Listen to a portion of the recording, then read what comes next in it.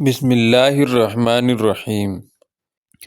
طوفان تھم چکا تھا، زمین سارے کا سارا ٹھاٹھے مارتا سمندر پی چکی تھی اور زمین کی سطح خشک ہو چکی تھی۔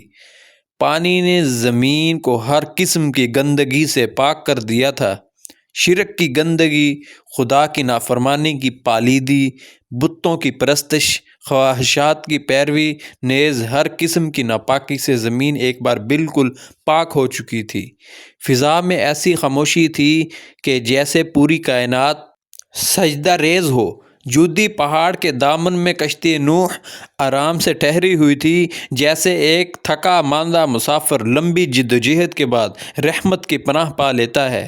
حضرت نوح علیہ السلام نے کشتی کا دروازہ کھولا، ٹھنڈی ہوا نے ان کا استقبال کیا، ان کے ساتھی آہستہ آہستہ باہر نکلے۔ ہر چہرے پر حیرت تھی، ہر نگاہ میں شکر تھا، ہر دل میں اللہ کی عظمت۔ زمین پر اب کوئی گھر نہ تھا، نہ کھیت، نہ بستی، نہ آبادی، سب کچھ پھر سے شروع کرنا تھا، اور یہی اللہ کا فیصلہ تھا، ایک نیا عہد، ایک نئی انسانیت کا آغاز۔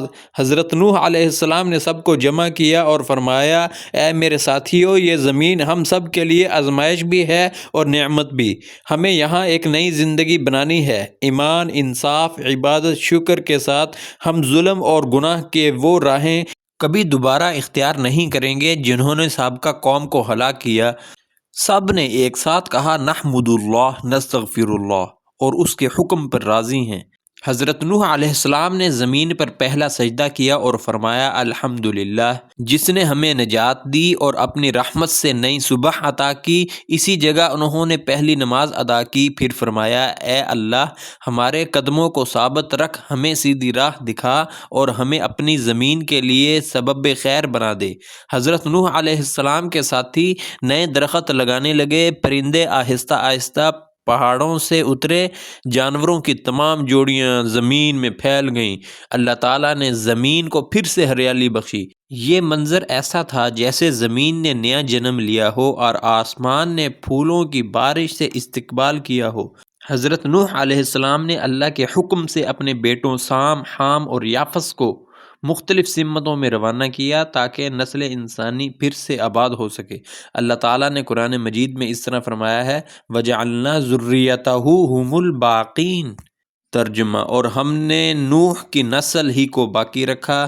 یہ اعلان تھا کہ اب ساری انسانیت حضرت نوح علیہ السلام اور ان کے متبعین کی اولاد سے چلے گی، اور یہی دنیا کی آبادکار کا نیا آغاز ہے۔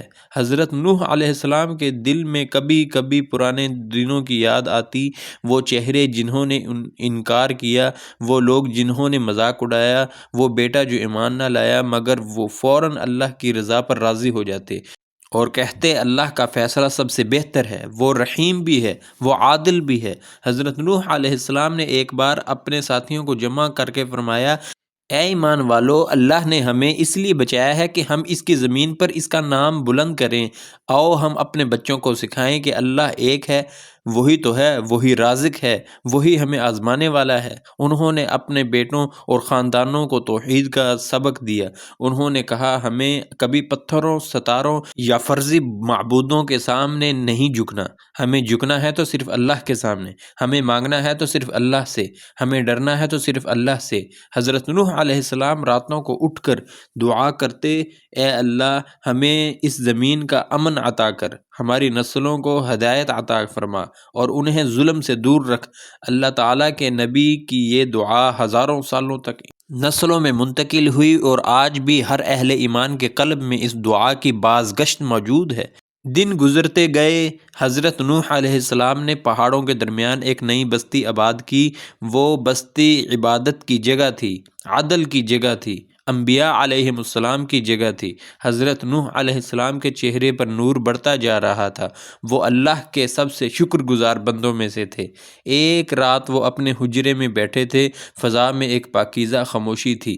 حضرت نوح علیہ السلام نے آسمان کی طرف دیکھا اور کہا، اے اللہ پاک، میں نے اپنی ذمہ داری پوری کر دی، میں نے پیغام پہنچا دیا، میں نے طوفان کے دنوں میں تیری پناہ طلب کی اور امن کے دنوں میں تیرا شکر ادا کیا۔ تو ہی بہتر جانتا ہے کہ میں نے تیرے بندوں کو کتنی بار محبت سے پکارا۔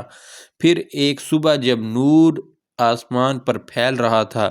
حضرت نوح علیہ السلام نے اپنے اہل سے کہا، میرا وقت قریب ہے، تم اللہ پر بھروسہ رکھو، ایک دوسرے کے ساتھ نرمی کرو، زمین پر فساد نہ کرو اور ہمیشہ اپنے خالق کو یاد رکھو۔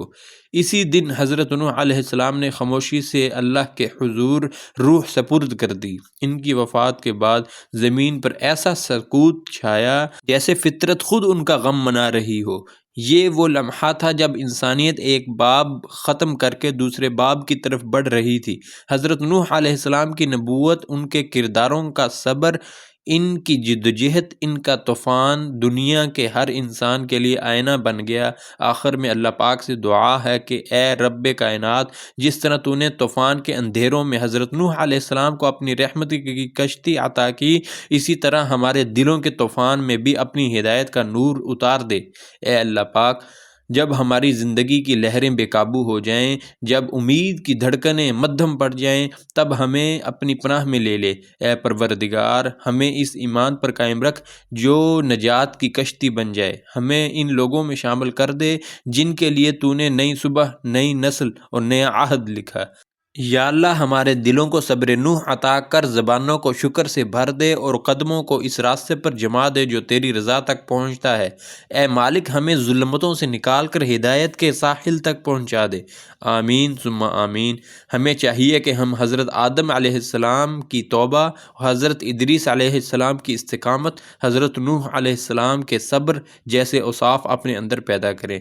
یہ تمام کے تمام انبیاء کرام انسانوں کو مہذب بنانے آئے تھے۔ مذکورہ بالا انبیاء کرام بھی انسان ہی پیدا ہوئے اور انہوں نے انسانوں کو مہذب بنانے کے لیے کوئی معجزات سے کام نہیں لیا کہ انسانوں کو معجزہ سے ایمان والا بنایا ہو، نہیں، بلکہ یہ دعوت توحید ایسا طریقہ تھا جس کو آج بھی ہر آدمی، ہر انسان اپنا سکتا ہے، کیونکہ یہ توحید دراصل آزادی کی ہی ایک پہلی سیڑھی ہے۔ جو انسان اس پر چڑھ جاتا ہے وہ کسی اور حکومت یا نظام کی غلامی کو قبول نہیں کرتا، بلکہ صرف اور صرف اللہ کو ہی ہر حکومت اور نظام سے اعلیٰ و برتر سمجھتا ہے۔ اللہ تعالیٰ ایسے بندوں سے راضی ہوتے ہیں جو اللہ کی نیابت و خلافت کے فرائض بطریق احسن سر انجام دیتے ہیں۔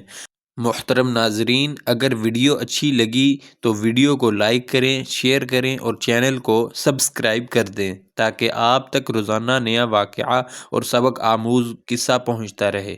اگلی ویڈیو تک کے لیے اجازت دیجیے۔ اللہ نگہبان۔